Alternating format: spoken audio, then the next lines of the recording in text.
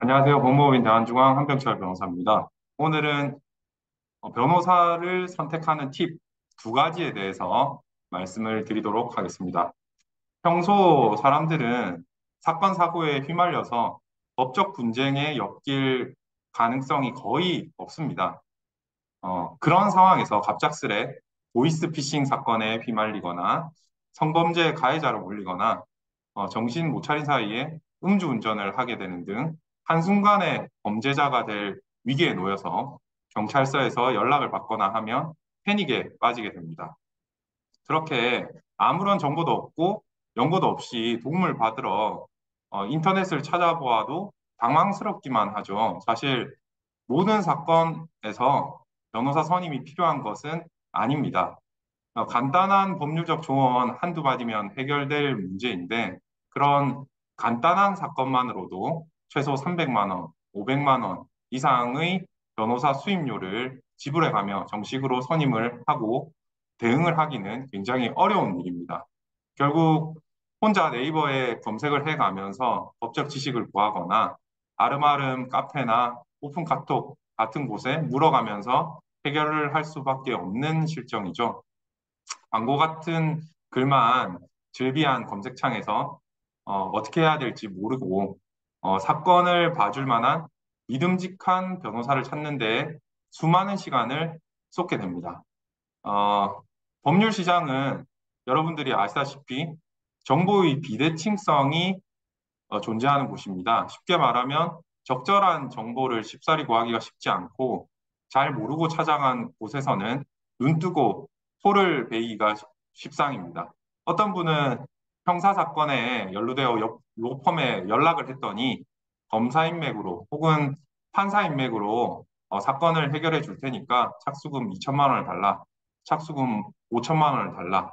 뭐 이런 얘기도 심심치 않게 들려옵니다. 이건 사실 말이 되지 않는 일이고요. 그러면 제가 팁을 알려드리도록 하겠습니다.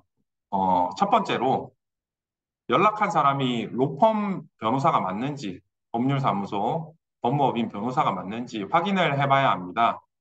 변호사가 아닌 영업을 담당하고 있는 사람이 연락을 했다면 그 사람은 그 사건을 수임하면 거기서 성공수당으로 20% 혹은 30%를 받아갈 가능성이 큰 사람입니다. 그 사람은 착수금을 받고 나서는 나 몰라라 할 가능성이 매우 높다라는 점을 염두에 두셔야 됩니다. 네. 둘째, 변호사와 직접 상담을 해서 사건에 대해 법리적인 조언을 들어야 합니다.